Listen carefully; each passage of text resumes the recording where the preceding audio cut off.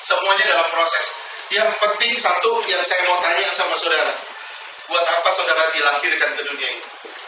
Untuk apa saudara ada di tempat ini? Untuk apa saudara menjadi orang Kristen? Untuk apa saudara percaya kepada Yesus sebagai Tuhan dan Juru Selamat? Saudara harus tahu ini karena ini dasar kekristenan. Dan harus tahu ini karena dasar kekristenan. Pertama, saudara diciptakan, yang paling utama saudara diciptakan untuk menjadi kesukaan bagi Allah. Saudara harus menjadi kesukaan bagi Allah. Tapi permasalahannya apa? Enggak semua orang menyadari kalau dia adalah kesukaan Allah. Kalau dia adalah kerinduan hati Allah. Kalau dia adalah kesenangannya Allah. Tapi kan enggak semua bisa menyadari ini. Saudara harus menyadari kalau saudara adalah kesukaan Allah dan saudara adalah kesenangan Allah. Kalau saudara ada kesukaan Allah dan adalah kesenangan Allah, berarti Allah berkenan kepada saudara dan saya. Amin. Permasalahannya cuma satu. Membuka hati gak kita buat Tuhan? Saudara mungkin bisa membuka hati pada saat di gereja. Saudara bisa membuka hati pada saat saudara beribadah. Tapi bisa nggak 24 jam saudara buka hati saudara untuk dibentuk oleh Tuhan? Ini permasalahannya. Kita masih bicara mengenai teladan Kristus. Kita masih bicara mengenai teladan Kristus. Kristus ada di dunia ini. Kristus hadir di tempat ini. Kristus ada di dalam diri saudara untuk menjadikan saudara kesukaan Allah. Saudara nggak akan bisa jadi kesukaan Allah kalau saudara nggak pernah menyatu dengan Kristus. Saudara nggak akan pernah bisa menjadi kesukaan Allah kalau saudara tidak pernah meneladani Kristus. Kalau saudara mau lihat teladan Kristus itu seperti apa, teladan Kristus saudara bisa lihat dari 5 persembahan atau 5 korban yang dibuka di kitab Imamat. Itu teladan Kristus. Yang pertama adalah keteladanan mengenai ketaatan. Dalam hal ketaatan, kita harus meneladani Dia. Keteladanan Kristus itu akan membawa kita pada suatu persembahan. Dan persembahan ini menjadi dupa yang harum di hadapan Allah. Dan persembahan ini menjadi perkenanan bagi Allah. Amin. Sampai sini ngerti?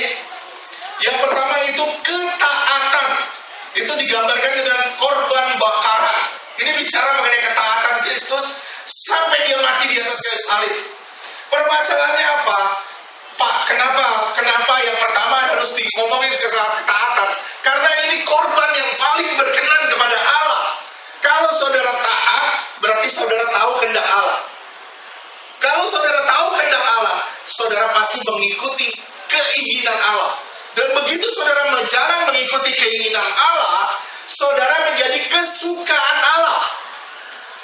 Tapi permasalahannya apa? Banyak orang mau taat, tapi tidak tahu apa yang ditaatinya. Ini kan permasalahannya. Banyak orang mau taat, banyak orang mau taat, tapi tidak tahu apa yang ditaati. Kedua, hal yang paling utama, yang paling prinsipal, orang tidak mau taat sama sekali. Kenapa tidak mau taat? Apa yang menghalangi seseorang menjadi taat? Yang menghalangi seseorang menjadi taat adalah aku. Selama aku masih hidup, saudara gak akan menjadi orang yang taat. Tidak pernah akan menjadi orang yang taat. Jadi gimana Pak caranya supaya saya menjadi taat? Aku harus mati. Oleh sebab itu kalau saudara lihat di Roma 6 itu jelas dibilang dikuburkan bersama dengan Kristus di dalam kematian. Amin. Coba baca deh Roma 6 ayat 4.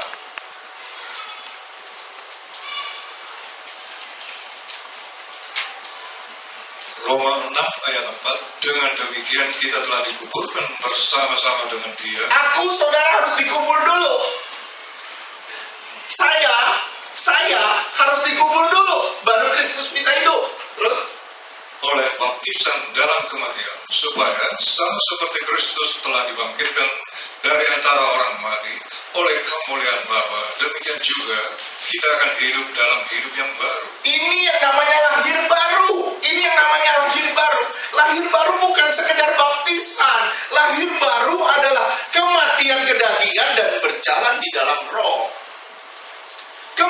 kedagingan dan berjalan di dalam roh. Makanya saya selalu bilang, berkali-kali saya bilang, baptisan tanpa pertobatan cuma membuat saudara basah kuyup, tapi tidak menjadikan saudara orang Kristen yang benar. Sekali lagi, baptisan tanpa disertai pertobatan hanya membuat saudara basah kuyup, tapi tidak pernah menjadikan saudara orang Kristen yang benar atau pengikut Kristus yang benar. Baptisan harus disertai dengan pemahaman kalau saudara sebenarnya mati di situ dan hidup bagi Kristus.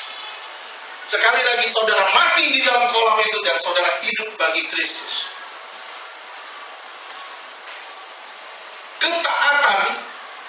Ketaatan ini menjadi suatu persembahan yang paling utama di hadapan Tuhan. Saudara harus mengetahui pikiran dan perasaan Allah, atau saudara harus mengetahui kehendak Allah. Kalau saudara tahu kehendak Allah, saudara akan berjalan dalam rencana Allah.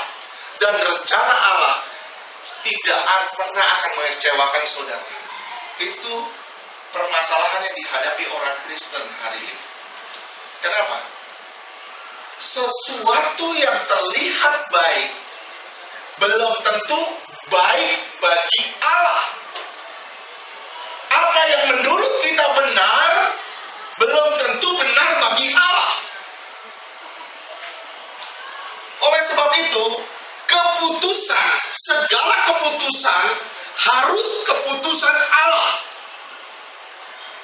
Sekali lagi, segala keputusan harus keputusan Allah.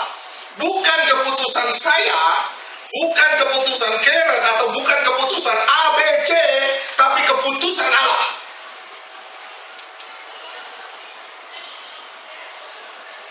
Kalau Tuhan bilang tidak, walaupun itu terlihat baik, tetap tidak.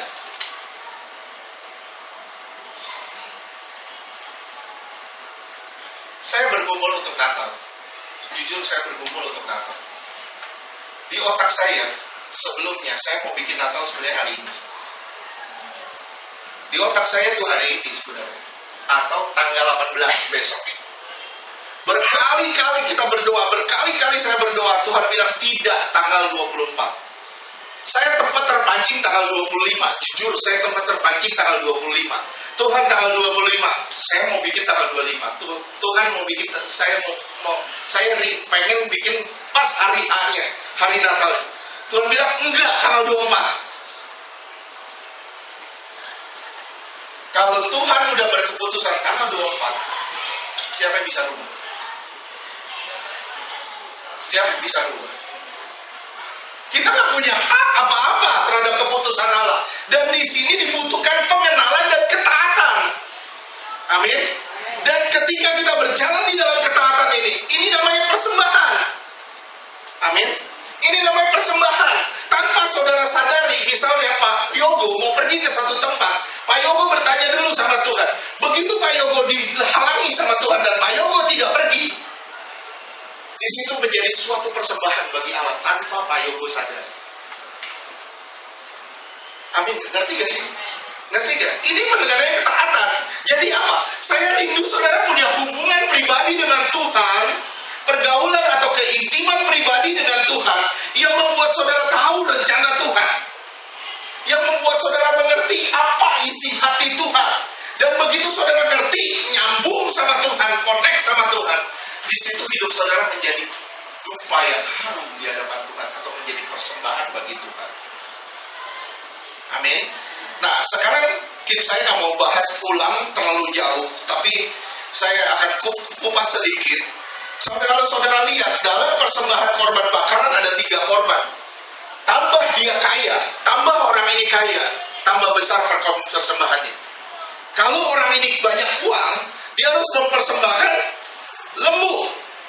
Kalau dia menengah, dia harus mempersembahkan domba.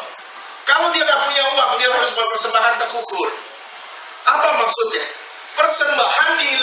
Persembahan itu atau ketaatan itu diukur dari kemampuan saudara. Kemampuan saudara. Tambah saudara menyatu dengan Tuhan, tambah saudara nyatu dengan Tuhan, tambah saudara dekat sama Tuhan, tambah saudara kenal isi hati Tuhan. Saya kasih tahu, tambah sempurna saudara di hadapan Tuhan.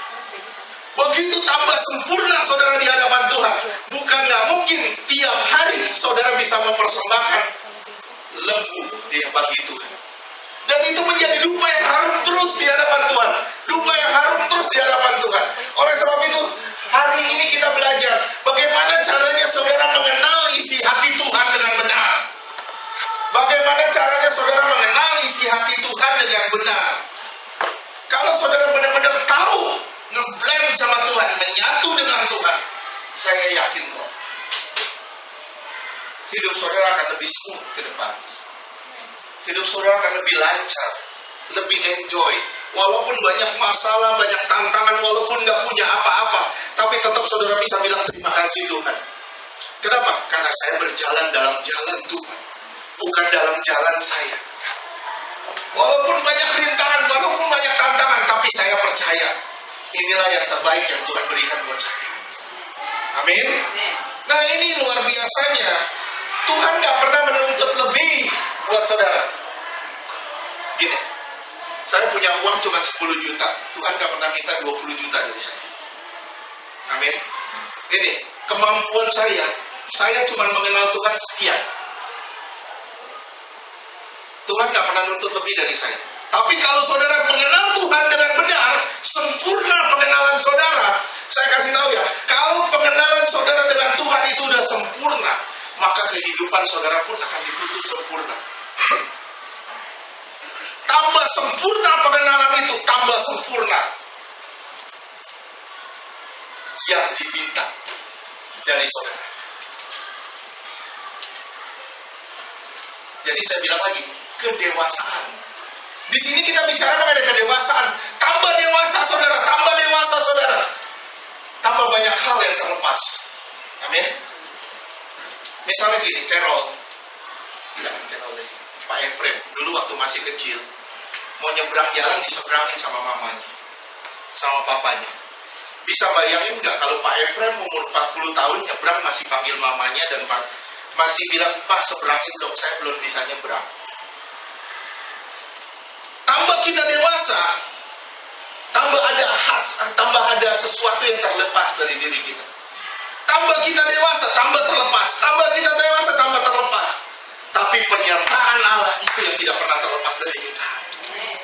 Itu yang sempurna. Tapi tambah kita dewasa, tambah banyak hal yang terhilang dari diri kita. Tambah banyak kita dewasa, tambah banyak hal yang terhilang dari diri kita. Bisa bayangin nggak kalau saudara udah umur 40 tahun masih pakai dot sampai hari ini? Masuk gereja, saudara bawa pakai dot. Kaki angkat satu, pakai dot. Saya bilang ini orang mesti pelepasan lagi. Nah kan, nggak begitu kan? Nah, ketika saudara anak-anak di bawah balita, masih ada dispensasi, saudara masih pakai dot, nggak apa-apa. Begitu saudara udah 10 tahun, udah 15 tahun, saudara masih pakai dot,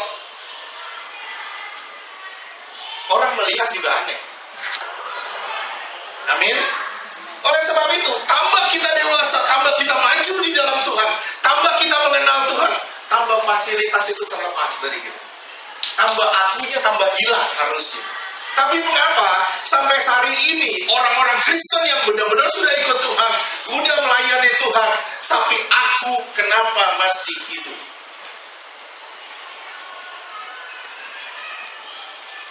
Mungkin saya tanya sama diri saya sendiri, sudah berapa tahun saya ikut Tuhan? Kenapa masih suka tersinggung?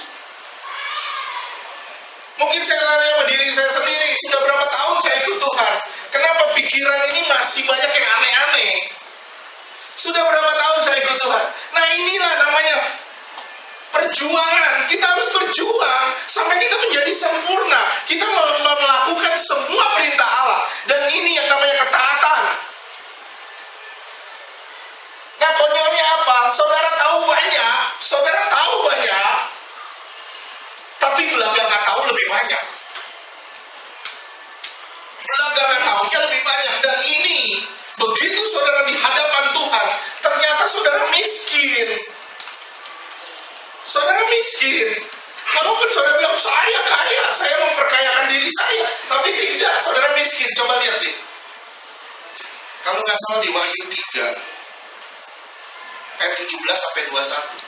Kalau tidak salah ya. Kalau tidak salah pasti benar. Ya. Wahyu 3 ayat 17, karena engkau berkata, aku kaya, Aku kenal Tuhan, aku kaya loh. Aku kaya loh. Terus, dan aku telah memperkayakan aku tiap hari baca firman loh. Aku tiap hari belajar loh. Terus, dan aku tidak kekurangan apa-apa. aku gak kekurangan apa-apa. Pergaulan keintiman aku dengan Tuhan cukup. Terus, Dan karena engkau tidak tahu bahwa engkau melarat dan malang, tapi menurut Tuhan kau miskin, kau melarat, kau telanjang. Terus, maka aku menasihatkan engkau supaya engkau membeli daripadaku emas yang telah dimurnikan dalam api. Tuhan bilang apa? Lo harus digodok lagi. Harus diproses lagi. Kita harus dibentuk lagi. Kamu harus membeli. Artinya ada aset yang harus kita keluarkan. Ada sesuatu yang harus kita korbankan. Dan itu membuat kita kaya. Banyak orang Kristen saat ini mau kaya rohani, tapi tidak mau mengorbankan siapa saya. Ini permasalahan dari kekristenan hari ini. Terus lanjutkan. Agar engkau menjadi kaya dan Agar engkau benar-benar jadi kaya, kau harus korbanin dirimu. Kau harus korbanin kesenanganmu. Engkau harus korbanin siapa engkau. Terus, dan juga pakaian putih supaya engkau memakai. nah kau harus pakai baju putih itu. Engkau harus hidup kudus, tidak bercacat, tidak bercela. Terus, Agar jangan kelihatan ketelanjanganmu yang memalukan. engkau telanjang kalau engkau tidak benar-benar melakukan firman. Kalau engkau tidak benar-benar berjalan di dalam kebenaran, engkau telanjang. Walaupun secara fisik kau pakai baju, tapi secara rohani kau telanjang, kau miskin. Saya pernah berdoa sama Tuhan. Tuhan, ada pengajaran yang namanya pengajaran kasih karunia. Terus larinya ke kasih karunia. Saya bilang, Tuhan, gimana Tuhan caranya? Taunya itu salah. Tuhan bilang, kamu pelajarin Wahyu, kata Tuhan. Pelajarin Wahyu, itu bertolak belakang banget. Begitu saya baca Wahyu, waduh, bertolak belakang banget. Tumburan itu. Di sini nggak usah ada perjuangan, di sini begini, yang di sini harus berjuang. Di sini nggak perlu ada pengorbanan, di sini harus berkorban. Bertabrakan banget. Firman Tuhan itu nggak bertabrakan. Firman Tuhan itu harus jalan. Amin. Amin. Saudara harus ngerti, saudara harus ngerti kebenaran. Karena kebenaran hanya yang bisa memerdekakan saudara, membawa saudara pada kemerdekaan, pada kebebasan. Tapi permasalahannya apa? Banyak orang tidak mau ditegur, tidak mau dididik, tidak mau diajar. Terus lanjutkan. Dan lagi minyak untuk melumas matamu. Matamu harus diminyaki. Artinya apa? Mata adalah pelita tubuh. Kalau matamu gelap seluruh tubuhmu. Artinya matamu itu harus dipenuhi oleh Roh Kudus. Hidupmu harus dipenuhi Roh Kudus. Kalau hidupmu tidak dipenuhi Roh Kudus, gelap seluruh tubuhmu. Terus, Supaya engkau dapat melihat. kalau saudara benar-benar mau melihat, saudara harus benar-benar melihat. Saudara harus dipenuhi Roh Kudus. Saudara harus benar-benar dipenuhi Roh Kudus. Baru saudara bisa melihat mana yang benar, mana yang salah, mana yang asli, mana yang palsu. Syaratnya apa? Saudara harus penuh dengan Roh Kudus. Kalau saudara nggak penuh Roh Kudus, saudara gampang dipermainin. Saudara gampang diacak-acak. Pengetahuan saudara, pengenalan saudara akan firman Tuhan, saudara diomong-ambingkan gampang sekali. Dan ini yang membuat saudara tidak pernah menjadi orang Kristen yang militan, dan tidak pernah menjadi orang Kristen yang taat sampai mati. Terus, Barang siapa kukasihi, ia kutegur dan kuhajar. Sebab itu relakanlah hatimu dan bertobatlah. saya tanya sama saudara, dikasih Tuhan gak? Ditegur gak? Diajar gak? Dihajar. Sakit gak dia? Sakit.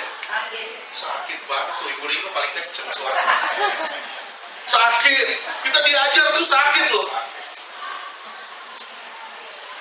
Sakit dan kita kan bisa melawan. Kita melawan firman, namanya kita melawan pedang kok. Kita kan bisa melawan pedang. Kita harus tunduk aja. Istilah gini, kalau sini ada pedang, saudara mau jalan bersama dengan pedang itu, atau saudara mau lawan pedang itu? Kalau saudara lawan pedang, saudara akan luka terus. Luka terus. Satu-satunya jalan saudara harus berjalan bersama pedang. Terus lanjut. Lihat, aku berdiri di muka pintu dan mengetuk. Jikalau ada orang yang mendengar suaraku dan membukakan pintu, aku akan masuk mendapatkannya, dan aku makan bersama-sama dengan dia, dan ia bersama-sama dengan aku. Nih, Tuhan ketok pintu. Tuhan ketok pintu. Kamu bukakan enggak? Kalau saudara bukakan, buka hati saudara, siap ditegur, siap dididik, siap dibentuk. Buka hatimu, Tuhan akan masuk dan Tuhan akan makan bersama dengan kau. Artinya kau akan menikmati hadirat-hadirat surgawi dalam hidupmu, dimanapun kau berada. Dan hadirat itu tidak tergantung pada situasi dan kondisi hatimu. Amin. Pak, Bapak masih gini. Saya masih belajar. Datang ke sini aja saya banyak tekanan. Masih belajar, masih. Situasi hati gimana? Saya harus beresin terus. Kita harus belajar membereskan situasi hati kita. Supaya apa? Gimana caranya kita bisa menjadi berkat buat banyak orang? Gimana caranya saudara bisa tampil dan saudara benar-benar menampilkan Kristus yang hidup di dalam saudara? Dan ini gak mudah. Terus kelas 1. Barang siapa menang, ia akan kududukkan bersama-sama dengan aku di atas takhtaku, sebagaimana aku pun telah menang dan duduk bersama-sama dengan Bapakku di atas tahtanya. Saya bilang satu ya. Saya bilang nih sama saudara nih. Kalau saudara sampai kepada tingkat ketaatan, saudara akan memerintah bersama dengan Tuhan. Betul? Barang siapa menang? Menang berjuang nggak? Kalau saudara berjuang dan menang, ia akan kududukkan bersama-sama dengan aku di atas takhtaku, sebagaimana aku pun telah menang dan duduk bersama-sama dengan Bapakku di atas tahtanya. Artinya, saudara akan memerintah bersama dengan Kristus selama-lamanya. Permasalahannya di mana nih? Sudahkah kita menjadi tangan? Kalau saudara bilang, belum. Sudahkah saudara tahu isi hati Allah? Kalau saudara bilang belum, sudahkah saudara mencari tahu apa kehendak Allah? Kalau saudara sampai ke tingkat taat, saudara baru bisa memerintah bersama dengan Dia. Amin. Nah, sekarang kita masuk teladan yang kedua. Yang pertama, ketaatan sebagai suatu persembahan. Yang kedua, korban sajian di Imamat 2. Korban sajian itu bahan dasarnya tumbuhan, bukan binatang. Ini bicara mengenai pertumbuhan rohani atau pertumbuhan iman menjadi suatu persembahan bagi Tuhan. Teladan Yesus yang pertama itu ketaatan. Teladan Yesus yang kedua, dia bertumbuh terus, gak pernah statis, gak pernah diam, gak pernah berhenti, tapi terus maju di dalam pengenalan akan Bapaknya. Sebagaimana dia melakukan itu, kita pun harus meneladani itu. Kita benar-benar harus bertumbuh di dalam pengenalan akan Tuhan. Terus bertumbuh, tambah hari tambah maju, tambah hari tambah maju, sampai kita menjadi sempurna. Dan ini yang menjadi kesukaan Allah. Amin. Bahan dasarnya adalah tumbuhan, bukan binatang, yang artinya bertumbuh sebagai suatu pengenalan. Pengenalan yang bertumbuh akan membuat saudara taat. Bertumbuh tujuannya adalah mematikan kedagingan saudara. Apa Pak hubungannya antara korban sajian dan korban bakaran? Kalau saudara semakin bertumbuh, saudara makin tahu isi hati Tuhan. Semakin saudara tahu isi hati Tuhan, semakin saudara sempurna di dalam pengenalan akan Tuhan. Amin. Nah, bahan bakarnya yang pertama, Imamat 2 ayat 1. Muhammad 2 ayat 1. Apabila seseorang hendak mempersembahkan persembahan berupa korban sajian kepada Tuhan, hendaklah persembahannya itu tepung yang terbaik. Tepung yang terbaik, terus Dan dia harus menuangkan minyak serta minyak kemenyan. dan kemenyan. Bahan dasarnya 3. Nanti di ayat 13. Di ayat 13 ditambah satu bahan lagi namanya garam. Kenapa Pak mesti garam? Nanti kita akan belajar sampai ke sana. Nanti kita pelajarin sampai ke sana. Itu luar biasa, janji Allah itu harus diawetkan. Nanti kita belajar sampai ke sana. Bahan dasar yang pertama itu tepung. Tepung itu dari gandum yang ditumbuk. Minggu lalu saya sudah bahas. Tepung itu dari gandum yang ditumbuk. Artinya melalui proses bertumbuh. Melalui proses bertumbuh. Saudara harus bertumbuh, harus diproses sampai saudara mengenal Dia, sampai saudara menang, saudara berubah, sampai saudara bergantung sama Tuhan. Sekali lagi saya ulang. Bahan dasarnya gandum. Gandum itu ditumbuk, diproses sampai menjadi tepung. Kemudian setelah saudara diproses, saudara menang, baru saudara bisa berubah. Dan saudara bertumbuh, saudara bergantung sama Tuhan dalam segala hal. Bergantung sama Tuhan dalam segala hal. Ini luar biasanya. Saudara harus lewatin proses demi proses. Dan proses ini bukan proses yang mudah, tapi proses yang sangat menyakitkan. Kenapa? Karena korbannya adalah daging kita. Korbannya daging saya, daging saudara. Itu korbannya. Saudara diproses, dimatiin terus daging saudara. Terus tiap hari. Sampai saudara tidak punya keinginan apa-apa lagi. Sampai keinginan saudara hanya Tuhan saja. Tapi Pak, kita masih di dunia, kita masih punya banyak keinginan. Ya, kita masih punya banyak kebutuhan. Tuhan bilang apa? Allah kita tahu apa yang kita butuhkan. Amin. Tapi permasalahannya apa? Tahukah kita kebutuhan Allah? Sekali lagi saya ulang. Saudara tahu nggak kebutuhan Allah? Kebutuhan Allah apa? Kebutuhan Allah adalah perubahan hidup kita menjadi seperti Dia. Ini kebutuhan Allah. Nah, kebutuhan saudara tahu nggak? Saudara pasti tahu kebutuhan saudara masing-masing. Tapi permasalahannya, kalau mau tahu kebutuhan saudara, saudara harus belajar tahu juga kebutuhan Allah. Amin. Nah, tepung menggambarkan kehalusan. Tepung juga menggambarkan kehalusan, kelembutan Kristus. Pertanyaan saya sama saudara. Saudara lembut gak? Saudara halus gak? Ayo. Halus gak? Lembut gak? Proses. Gampang jawabnya proses. Gampang jawabnya proses. Halus gak? Lembut gak? Halus Pak. Kalau saya sebel saya cukup.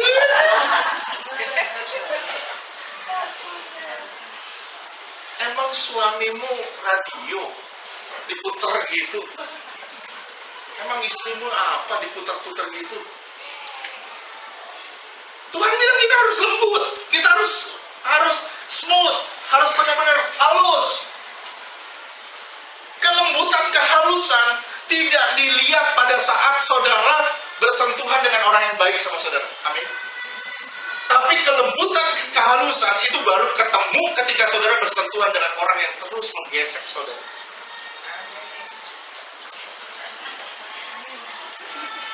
Siapa tuh amin? Paling banyak digesek berarti. Ya, jadi jangan harap saudara bilang saya lembut ketika semua serba enak. Tapi begitu saudara lembut sama orang yang jahat sama saudara, sama orang yang menyakiti hati saudara, tetap saudara bisa senyum, tetap saudara bisa baik. Itulah yang namanya kelembutan Kristus atau kehalusan Kristus. Keteladanan Yesus sudah ada di dalam saudara. Bayangin, kelembutan, kehalusan siapa yang bisa tolak? Siapa yang bisa tolak?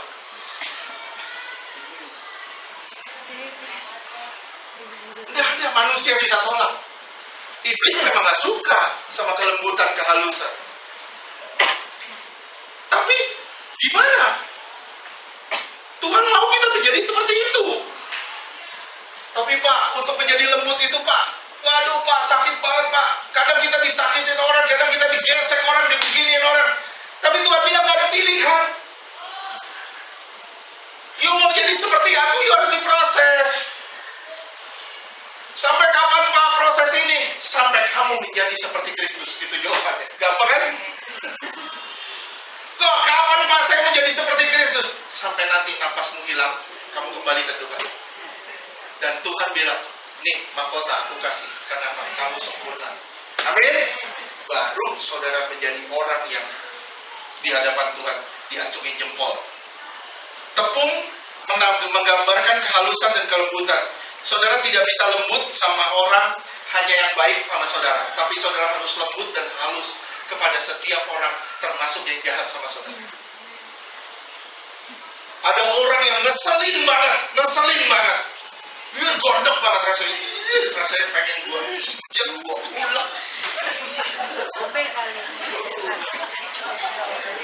Yang pertama pengen gua colok dulu.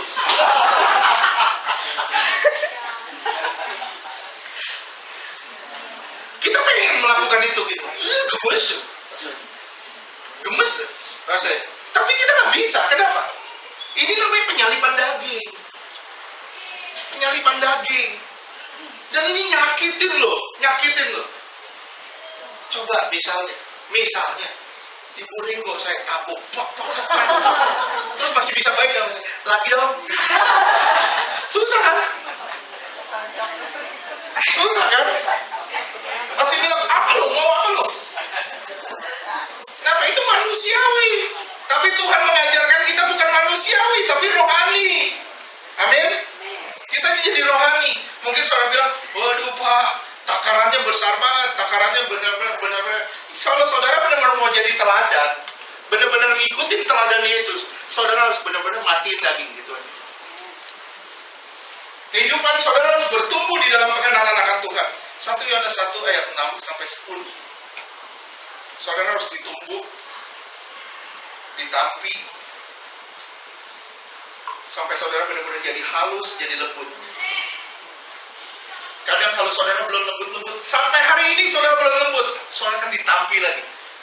Dihadapin lagi sama orang yang lebih kasar lagi. Saudara belum lembut juga, tambah kasar lagi. Belum lembut juga, tambah kasar lagi. Sampai apa? Sampai saudara bisa duduk. Tuhan, hai deh Tuhan, kasih saya kasar kayak apa, saya tetap balik, tetap halus. Mainnya di mana? Mainnya di hati. Mainnya perasaan kita loh. Sakitnya tuh di sini.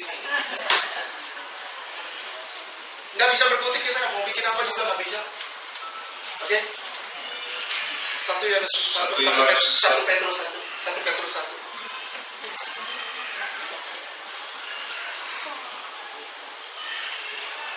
Kita akan belajar banyak banget, tapi saya rindu nanti saudara catat aja ayat-ayatnya, karena kalau dibaca ini sampai mungkin 20 lebih ayat dan kita nggak bikin seminar.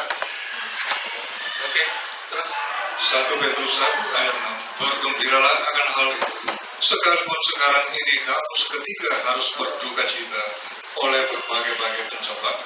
Walaupun saat ini kita menes banget rasanya, banyak dicobai, banyak masalah, banyak ini, terus maksud semuanya itu ialah untuk membuktikan kemurnian iman. Murni gak iman kita? Gimana tahunya murni enggaknya? Kasih masalah, bersyukur dalam segala hal, itu baru imannya murni. Terus yang jauh lebih tinggi nilainya daripada emas yang fana, yang diuji kemurniannya dengan api, sehingga kamu memperoleh puji-pujian dan kemuliaan dan kehormatan pada hari Yesus Kristus menyatakan dirinya. Baru saudara dimuliakan bersama dengan Tuhan. Ya. Sekalipun kamu belum pernah melihat dia, Belum pernah saudara melihat dia, terus namun kamu mengasihinya. namun saudara tetap mengasihi dia. Terus Kamu percaya kepada dia, sekalipun kamu sekarang tidak melihatnya. Kamu bergembira karena sukacita yang mulia dan yang tidak terkatakan. amin. 9. Karena kamu telah mencapai tujuan. Ini namanya bertumbuh. Saudara bertumbuh, telah mencapai tujuan imannya. Artinya apa? Saudara menjadi kesukaan Allah. yaitu keselamatan jiwa. Keselamatan itu menjadi nyata, sempurna.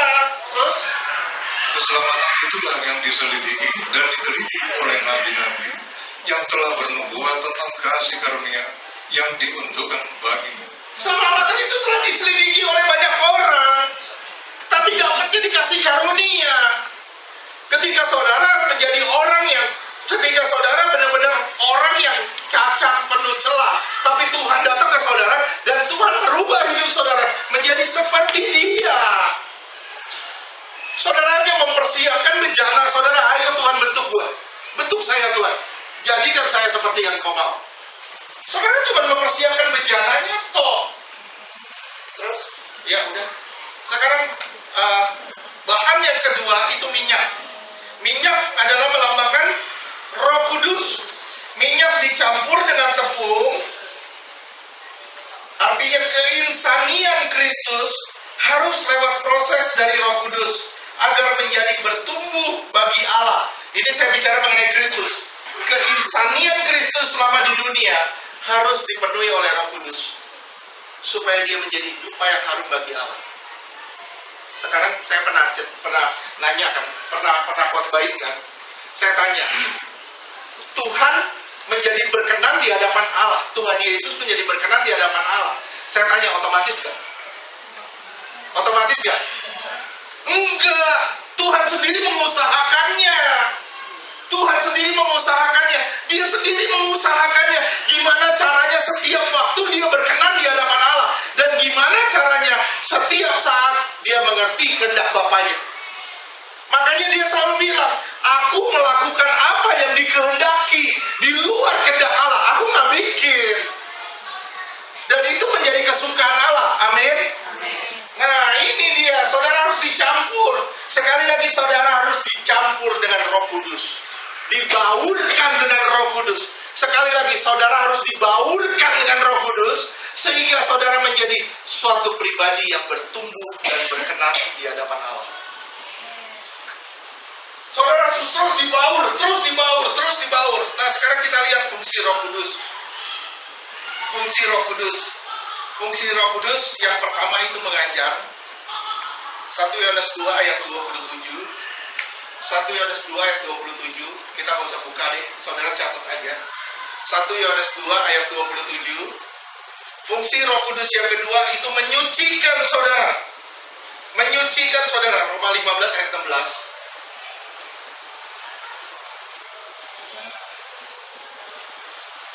Roma 15 ayat 16, yaitu bahwa aku boleh menjadi pelayan Kristus Yesus bagi bangsa-bangsa bukan Yahudi dalam pelayanan pemberitaan Injil Allah, supaya bangsa-bangsa bukan Yahudi dapat diterima oleh Allah sebagai persembahan yang berkenan kepadanya yang disucikan oleh Roh Kudus. Roh Kudus di dalam saudara, Roh Kudus yang ada di dalam saudara akan menerjemahkan isi hati Allah.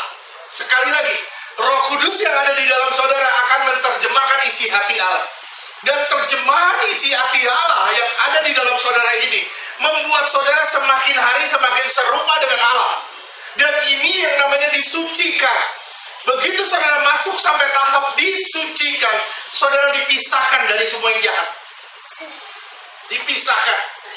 Yang dahulunya hidupnya brengsek, yang dahulunya begini, dahulunya begitu. Saudara dipisahin. Saudara cari teman-teman jangan yang lebih seperti dulu lagi. Saudara pisah. Teman saudara sekarang berbeda. Enggak seperti teman yang dulu lagi. Kalau saudara balik ke teman yang dulu lagi, berarti Roh Kudus tidak berfungsi di dalam saudara. Berarti penyucian itu belum terjadi di dalam saudara. Amin. Fungsi yang kedua itu menyucikan. Fungsi yang ketiga itu menginsafkan atau menobatkan. Fungsi yang ketiga itu menginsafkan atau menobatkan. Yohanes 15 ayat 8.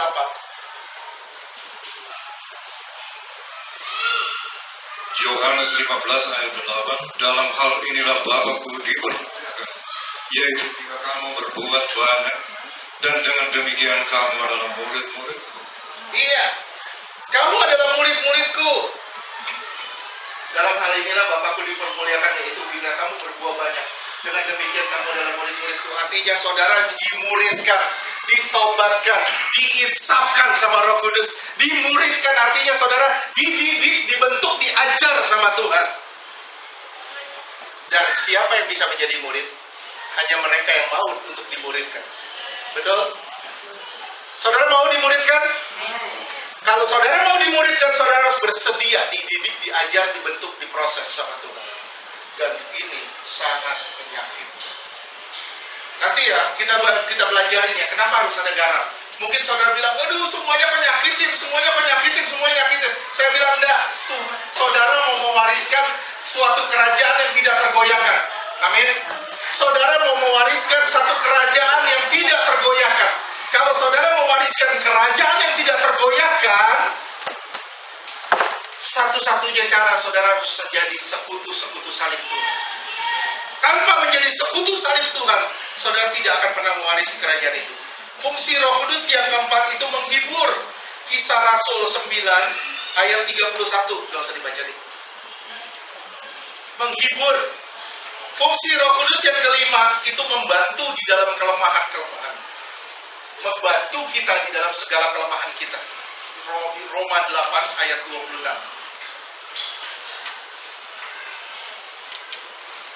Roma 8 ayat 26. Demikian juga Roh membantu kita dalam kelemahan kita. Sebab kita tidak tahu bagaimana sebenarnya harus berdoa.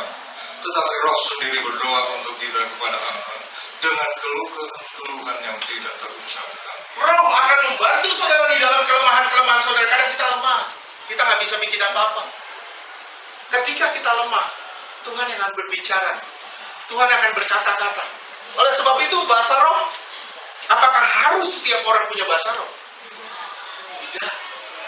Kenapa? Orang yang berbahasa roh itu lemah iman. Kaget kan?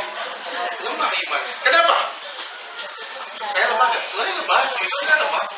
Ketika saya nggak bisa berdoa, ketika saya udah mumet, udah suntuk, tensi, udah terlalu berat hidup ini, saya nggak bisa berdoa lagi. Saya cuma berbahasa roh aja. Kenapa? Roh yang akan menyampaikan doa saya kepada Tuhan. Kenapa? Karena saya lemah. Jadi kalau orang bilang, ayo kita berbahasa roh, nggak mesti semua orang, nggak bisa begitu. Kenapa? Ada orang yang memang belum nggak sampai ke tingkat sana, dia percaya, nggak harus berbahasa roh. Tapi ketika udah suntuk, biasanya itu baru keluar bahasa rohnya. Saya ketemu beberapa orang yang berbahasa roh ketika dia lagi dalam tahap tekanan yang sangat tinggi. Ditumpahin tangan baru bisa berbahasa roh, Kenapa? Karena dia udah gak sanggup lagi menyampaikan isi hatinya. Dia udah gak sanggup lagi berdoa. Akhirnya roh yang berdoa. Begitu dia berdoa, roh berdoa, dia mengalami kelegaan. Amin. Nah di sini saudara akan lihat studi ilmiah. Kenapa orang yang berbahasa roh itu umurnya lebih panjang? Kenapa? Kenapa orang berbahasa roh umurnya lebih panjang? Kenapa? Karena dia nggak ada tekanan. Ketika dia bermasalah, dia berbahasa roh. Dia berdoa dalam bahasa roh. Nah, akhirnya apa? Dia bisa menyelesaikan semuanya. Ini benar-benar kenyataan. Jadi, Pak, kalau saya mau umur panjang, apa saya harus berbahasa roh? Nggak harus.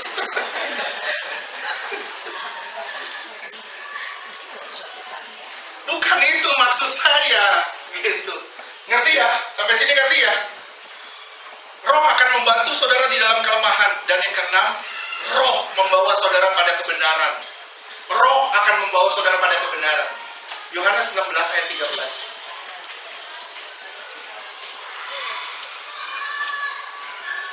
Yohanes 16 ayat 13. Tetapi apabila ia datang, yaitu roh kebenaran, ia akan memimpin kamu ke dalam seluruh kebenaran.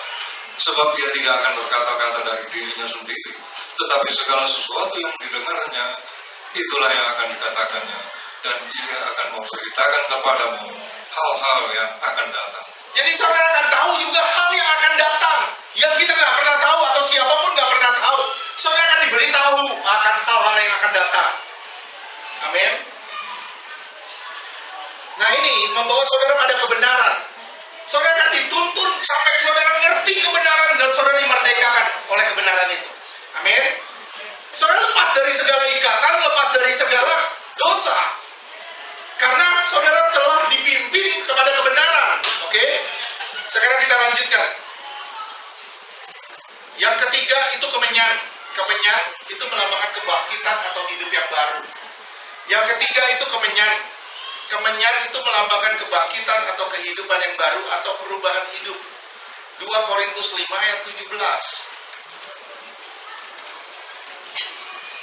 2 Korintus 5 ayat 17. Jadi siapa yang ada di dalam Kristus, ia adalah ciptaan baru. Yang lama sudah berlalu, sesungguhnya yang baru sudah datang. Nah, kita yang di dalam Kristus harusnya jadi ciptaan yang baru. Yang lama sudah lewat, yang baru sudah datang. Kenapa yang lama masih datang terus? Kenapa? Karena kita belum menanggalkan si aku. Si aku harus mati, baru si dia bisa hidup. Amin. Si aku harus mati, baru si dia bisa hidup. Kalau si aku masih hidup, si dia kecil terus. Amin. Oke. Dalam hal berumah tangga, saudara bisa lihat hubungan rumah tangga. Hubungan rumah tangga yang harmonis adalah hubungan rumah tangga yang menanggalkan ego. Amin. Nah, begitu juga hubungan dengan Allah. Hubungan dengan Allah, kalau mau harmonis, tanggalkan siapa saya, baru bisa hidup siapa dia. Amin. Nah, inilah keharmonisan kekristenan. Kemenyan artinya kebangkitan atau kehidupan yang baru atau perubahan hidup. Orang yang dipenuhi Roh Kudus pasti dibentuk untuk menanggalkan kefasikan. Orang yang dipenuhi oleh Roh Kudus pasti dibentuk untuk menanggalkan segala kefasikan. Efesus 4 ayat 22. Efesus 4 ayat 22. Efesus 4 ayat 22, yaitu bahwa kamu berhubung dengan kehidupan kamu yang dahulu harus menanggalkan manusia lama yang menemui kebinasaan. Manusia lama harus ditanggalkan, baru saudara tidak binasa. Betul nggak? Kalimatnya begitu. Betul nggak? Kalau manusia lama masih hidup, binasa nggak? Binasa juga. Terus? Kebinasaan oleh nafsunya yang menyesatkan. Terus? Supaya kamu dibaharui di Dalam dalam roh dan pikiranmu. Roh Kristus memenuhi engkau, pikiranmu pikiran Kristus. Terus? 24. Dan mengenakan manusia baru yang telah diciptakan menurut kehendak Allah. Saudara diciptakan menurut kehendak Allah, bukan menurut kehendak saudara. Artinya, kalau saudara berjalan di dalam kehendak Allah, saudara adalah manusia yang baru. Terus? Di dalam kebenaran dan kekudusan yang sesungguhnya. Karena itu, buanglah dusta dan berkatalah benar seorang kepada yang lain. Buang dusta. Dosa kecil, dosa besar, kami mau. Amin. Dusta. Ketika dusta mulai dipelihara, saudara telepon aja. Ada dia nih. Ada nggak? Oh, bilang gua nggak ada, bilang gua nggak ada. Ini udah dusta, betul kan? Lantas gimana? Kalau orang mau bunuh, misalnya, si Ari misalnya mau dibunuh, ada orang datang, Ari datang ke rumah saya sembunyiin. Terus gimana? Saya mesti bilang apa nih? Saya mesti bilang apa? Masa saya bilang itu Ari di dalam potong-potong bagi-bagi apa? Nggak mungkin kan saya bilang gitu kan? Saya bisa pakai segala cara. Ini yang namanya, saudara harus bisa membedakan antara hikmat dengan dusta. Kenapa sih lu marah-marah? Kenapa sih begini? Kenapa sih begini? Saudara bisa berdialog. Nanti Roh Kudus akan memberi kata-kata kepada saudara. Bukan berarti, bilang gua ada, bilang gua ada, bilang gua ada. Ari nggak ada, lu dusta rame-rame. Kita jadi dusta rame-rame. Ini yang namanya dosa berjamaah. Oke?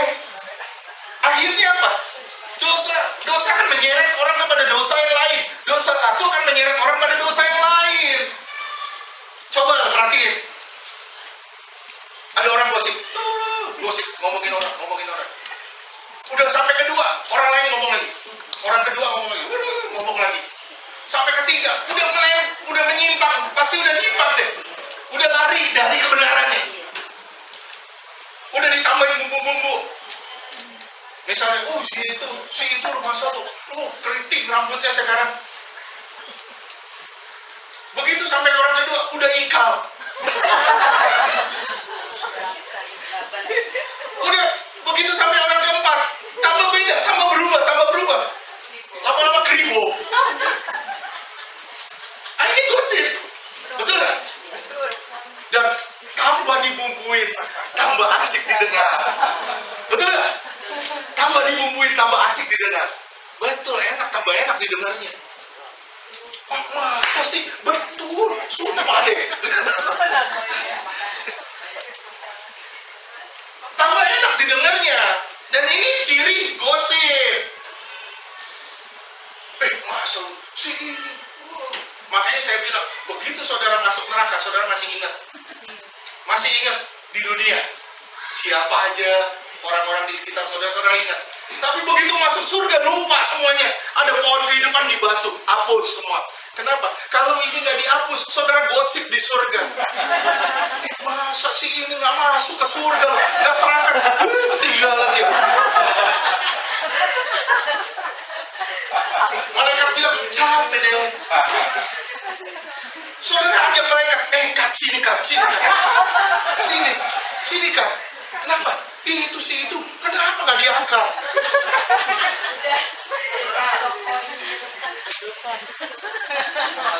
Makanya orang masuk surga itu jiwanya dihapus, memorinya, pikirannya dihapus. Kalau nggak gosip di surga, kalau di neraka ya oke lah. Saudara masih nggak sempet saudara gosip, nggak sempet digosip, udah disiksa terus, bertubi-tubi, nggak berhenti. Saya kasih kesaksian sedikit ya. Saudara nggak bisa nyerahin beban aja, nggak bisa nyerahin beban. Itu saya ngelihat ada orang laki-laki itu bawa barang. Ini iblis duduk nih, setan duduk begitu. Wah, ketawa-tawa bawa pecutan. Pecutannya cambuknya dari emas, dari api. Cambuknya dari api. Ini disuruh ngangkat bara dari sini pindahin ke sana. Bara, karung berisi api, disuruh pindahin ke sana. Dia pindahin, begitu diangkat, habis badannya. Pindahin ke sana, biar taruh, muncul lagi badannya. Suruh angkat lagi, pindahin lagi ke sana. Dibawa, hancur lagi. Dan itu terus-menerus, nggak ada ujungnya. Bisa bayangin nggak saudara, kalau sampai misalnya masuk neraka masih bisa mikir gak gosip? Saya cuma kasih tahu mas saudara, neraka bukan tempat yang enak untuk dihuni. Kalau saudara gak mau masuk neraka, jangan jadikan dunia ini rumah saudara. Gampang kan? Neraka bukan tempat yang enak untuk dihuni. Kalau gak mau masuk neraka, jangan jadikan dunia ini tempat saudara. Jangan merasa nyaman di dunia. Dunia gak bakal nyaman kok. Kamu punya duit, ada masalah. Nggak punya duit, ada masalah. Amin. Aduh, saya jadi panjang deh nih. Oke, kita lanjutkan deh langsung ayat 2. Imamat 2 ayat 2. Imamat 2 ayat 2. Lalu korban itu harus dibawanya kepada anak-anak Harun, imam-imam itu.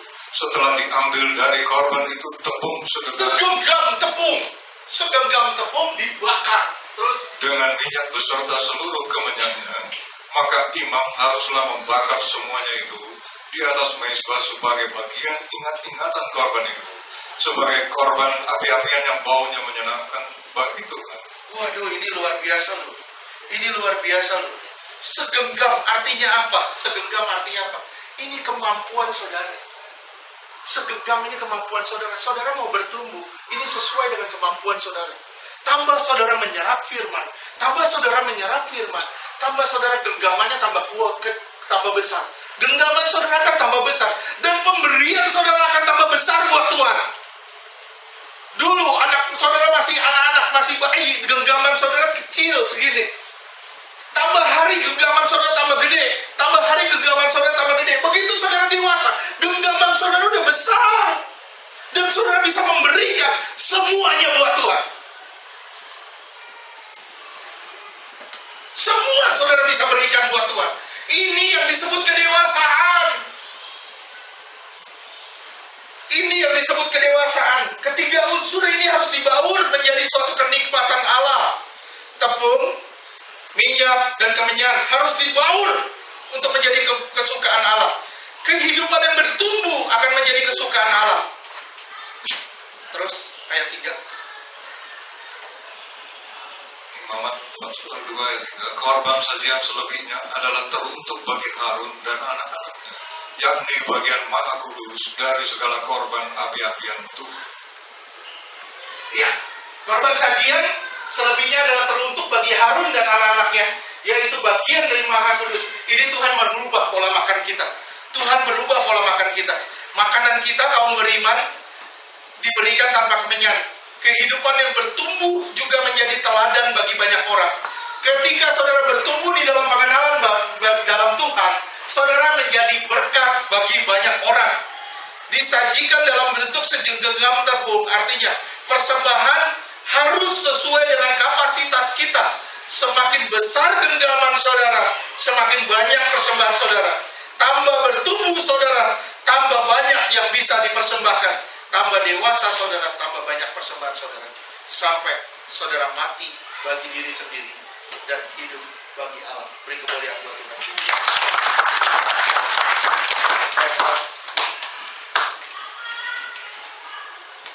Imamat 2 ayat 4. Apabila engkau hendak mempersembahkan persembahan berupa korban sajian dari apa yang dibakar di dalam pembakaran roti, haruslah itu dari tepung yang terbaik, berupa roti bundar yang tidak beragi, yang diolah dengan minyak, atau roti tipis yang tidak beragi, yang diolesi dengan minyak. Roti bundar yang tidak beragi, yang diolah dengan minyak. Ada roti bundar, diolah sama minyak. Tapi ada roti tipis yang diolesi minyak. Roti tipis ini bicara mengenai yang diolesi minyak, ini bicara pengurapan. Roti bundar yang diolah dengan minyak melambangkan saudara yang diubah, dibentuk, diproses oleh kuasa Roh Kudus. Saudara yang